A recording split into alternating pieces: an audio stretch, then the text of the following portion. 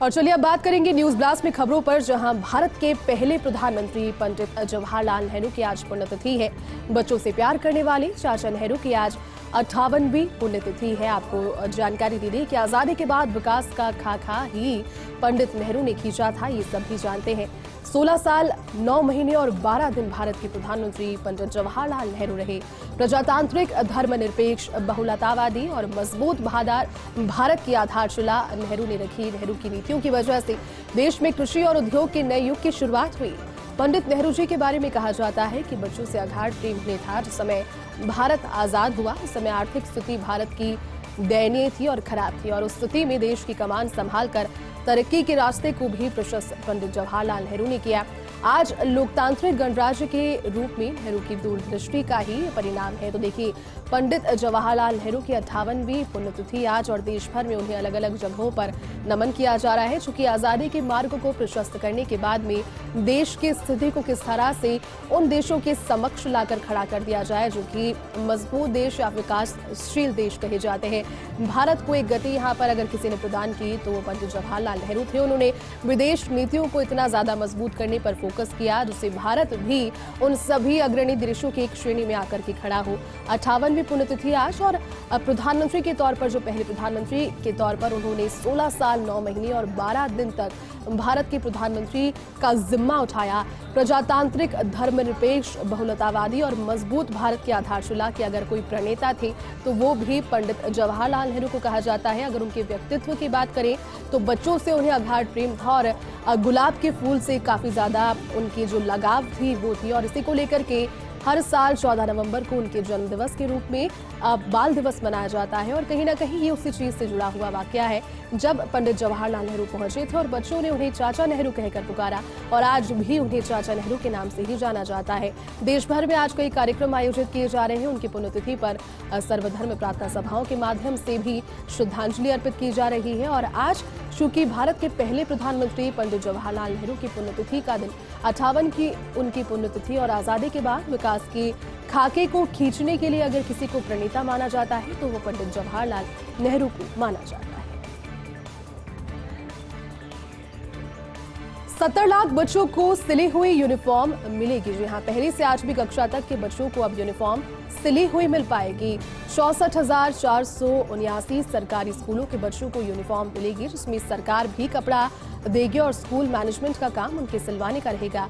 एक विद्यार्थी को 2 यूनिफॉर्म्स मिल पाएंगे, यानी कि जो अतिरिक्त भार पेरेंट्स पर और बच्चों पर पड़ता है वो भार अब नहीं पड़ेगा। यूनिफॉर्म जब सरकार उसके लिए जो गारमेंट है, जो कपड़ा है, वो सरकार की ओर से मुहैया होगा, और उसके बाद में उसको स्टिच कराने से लेकर के 2 यूनिफॉर्म तक बनवाने को लेकर के स्कूल मैनेजमेंट का ये काम होगा। देखिए, एक बड़ा फैसला, और कहीं ना कहीं अतिरिक्त भार जो बच्चों पर पड़ता है यूनिफॉर्म को लेकर के, और बच्चे कई बार कॉन्शियस भी उसमें महसूस करते हैं, वो भी अपना हो, उनके कॉन्फिडेंस को भी बूस्ट किया जाए। क्योंकि यूनिफॉर्म पहनकर जब बच्चे पहुंचते हैं तो एक पढ़ाई के लिए उत्साह जो है वो अलग ही नजर आता है। प्रति विद्यार्थी अगर बात करें तो सरकार इस पर अधिकतम 600 रुपए खर्च पाएगी, इंक्लूडिंग जो गारमेंट है, और स्टिचिंग यहाँ पर स्कूल मैनेजमेंट का जिम्मा रहेगा। 2 यूनिफॉर्म के कपड़े की कीमत को 425 रुपए तय किया गया है, जबकि स्कूल कमेटी को सिलाई के लिए 175 रुपए प्रति छात्र प्रति विद्यार्थी 2 यूनिफॉर्म के हिसाब से मुहैया कराए जाएंगे। इसके अलावा शिक्षा विभाग 300 करोड़ रुपए का कपड़ा खरीद रहा है, और इस 300 करोड़ रुपए के कपड़े को हर विद्यार्थी को 2 यूनिफॉर्म के लिए जब दिया जाएगा, उसके बाद में 175 रुपए स्कूल को लागत दी जाएगी प्रति विद्यार्थी स्कूल की यूनिफॉर्म को सिलवाने को लेकर।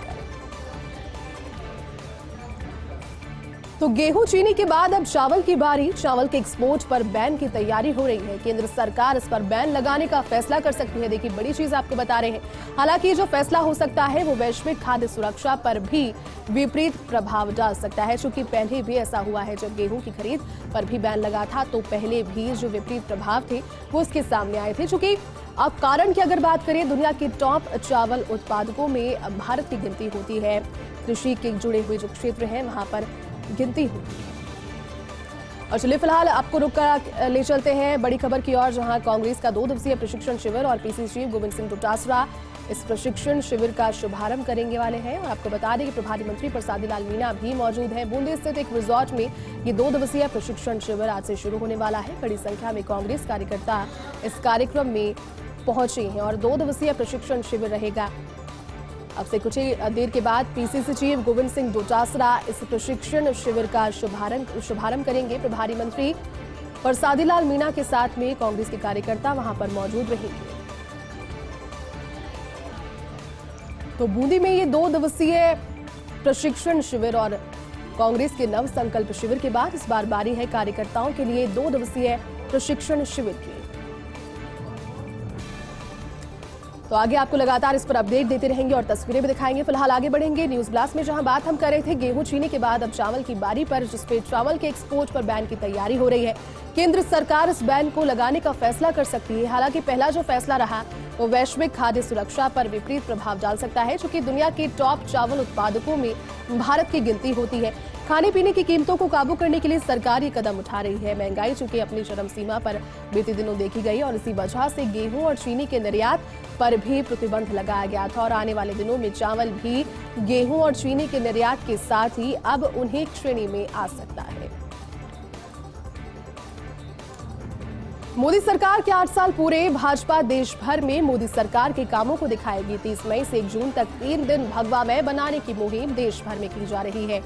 सिनेमा हॉल से किसानों, प्रिंट से लेकर इंटरनेट तक, खेल मैदान से खलिहान तक, हाईवे से हवाई जहाज तक, रेलवे तक को भगवामय बनाने की मुहिम भारतीय जनता पार्टी की ओर से पूरे देश भर में की जा रही है और इसी मुहिम को लेकर केंद्रीय मंत्रियों से लेकर जनप्रतिनिधियों को भी तैनात किया गया है। इस मुहिम में जुटने के लिए 3 दिन यहां पर पूरे देश को भगवामय बनाने की कोशिश की जा रही है। भाजयुमो 75 घंटे की बाइक रैली इस दौरान निकालेगी और इस दौरान 75 शहीदों के परिवार वालों को गोद लेकर उनके घर रेनोवेट करने का लक्ष्य भी रखा गया है। तो देखिए 8 साल बेमिसाल इसे करार भारतीय जनता पार्टी की ओर से दिया जा रहा है। 8 वर्ष पूरे हो गए हैं मोदी सरकार को और इसी उपलक्ष्य में 30 जून से लेकर के 3 दिन तक आगामी हर तरह से कोशिश यही की जाएगी कि मोदी सरकार की उपलब्धियों को जनता तक किस तरह से पहुंचाया जाए, उन्हें किस तरह से बताया जाए, जो बड़े फैसले लिए गए हैं वो कितने हितकारी रहे हैं। और इसके लिए फिलहाल कोशिश जो एक रणनीति बनाई गई है उसके तहत सिनेमा हॉल, किसान और प्रिंट से लेकर इंटरनेट तक, खेल के मैदानों से खलिहानों तक, हाईवे से हवाई जहाज तक और रेलवे तक को भगवामय बनाने की मुहिम। देखना ये होगा कि मुहिम कितनी रंग लाती है, क्योंकि इस मुहिम को लेकर के काफी लंबे समय तक जो बैठकें हैं वो भी हो रही है, निर्देश दिए जा रहे हैं, केंद्रीय मंत्री इसमें जुटे हुए हैं, जनप्रतिनिधियों को इसमें तैनात किया गया है और भाजयुमो यहाँ पर 75 घंटे तक एक बाइक रैली निकालने वाली है।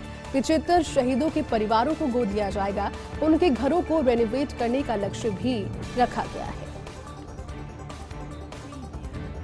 तो वहीं दिल्ली झारखंड के उपचुनाव पर सबकी नजरें। वैसे 6 राज्यों में 3 लोकसभा और 10 विधानसभा सीटों पर उपचुनाव, लेकिन सभी की नजरें दिल्ली और झारखंड की 2 विधानसभा सीटों पर है।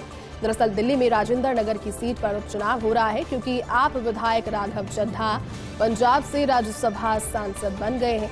इसके अलावा एमसीडी चुनाव के हिसाब से अगर बात की जाए तो राजेंद्र नगर उपचुनाव बेहद खास और बेहद महत्वपूर्ण है। दूसरी ओर झारखंड में मांडर सीट भाजपा अगर जीतती है तो राज्य सरकार के लिए खतरा बढ़ जाएगा और मध्यावधि चुनाव की भी संभावना बढ़ेगी। तो देखिए सभी की नजरें दिल्ली और झारखंड की इन 2 सीटों पर। वैसे तो 6 राज्यों में 3 लोकसभा और 10 विधानसभा सीटों पर उपचुनाव है, लेकिन सभी की जो निगाहें हैं वो स्पेशली दिल्ली और झारखंड की 2 विधानसभा सीटों पर है। कारण आपको बता देते हैं एक बार फिर से। दरअसल दिल्ली में राजेंद्र नगर सीट पर उपचुनाव हो रहा है, क्योंकि यहाँ पर आपके विधायक राघव चड्ढा पंजाब से राज्यसभा के सांसद बन गए हैं। इसके अलावा एमसीडी चुनाव के हिसाब से राजेंद्र नगर उपचुनाव भी बेहद महत्वपूर्ण है। दूसरी अगर भारतीय जनता पार्टी की ओर से मांडर में जीत दर्ज की जाती है झारखंड के मांडर में, तो राज्य सरकार के लिए खतरा इससे बढ़ जाएगा और मध्यावधि चुनाव की भी संभावना बढ़ेगी। अब देखना यही है कि सीटों को साधने के लिए समीकरणों को जोड़ तोड़ की किस तरह से कोशिश की जाती है।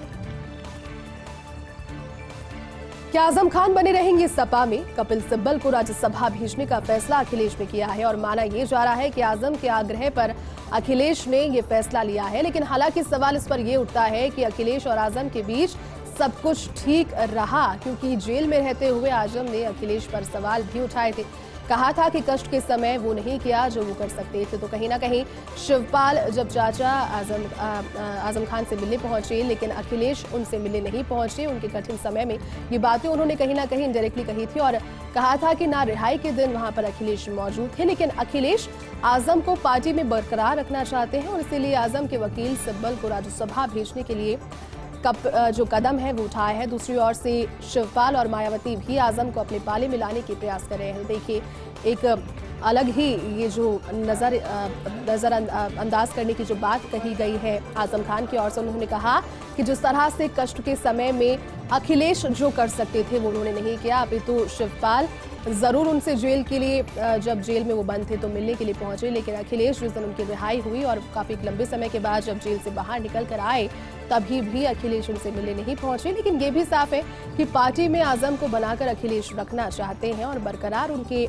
उन्हें रखना चाहते हैं। इसीलिए आजम के वकील सिब्बल को राज्यसभा भेजने का कदम उनकी ओर से उठाया गया और अब सियासी हलकों में इस पर भी चर्चाएं जारी है कि क्या ये जो बातें सामने आ रही है कि कपिल सिब्बल को राज्यसभा भेजने के लिए कदम यहाँ पर आजम खान ने उनके लिए पैरवी की है, ये क्या ये सही है, ये भी देखना होगा। दूसरी ओर शिवपाल और मायावती भी आजम को अब अपने पाले में लाने की तैयारी कर रहे हैं, प्रयास यही कर रहे हैं, चूंकि कहीं ना कहीं जो मतभेद, जो बातें नजरअंदाज करने की उन्होंने अखिलेश यादव को लेकर कही है, कोशिश अब शिवपाल और मायावती यही कहेंगे कि आजम खान को अपने पाले में लाया जाए। चलिए आगे बढ़ते हैं और बात अब करते हैं आजमगढ़ रामपुर सीट पर भाजपा की दृष्टि की। तो 2019 में यूपी की गिनी चुनी सीटों पर भारतीय जनता पार्टी वंचित रही थी, जिन पर मोदी लहर के बावजूद जीत दर्ज नहीं कर पाई थी। रायबरेली, आजमगढ़ और रामपुर जैसी महत्वपूर्ण सीटें भी वंचित रह गई थी भारतीय जनता पार्टी उन पर जीत दर्ज करने से।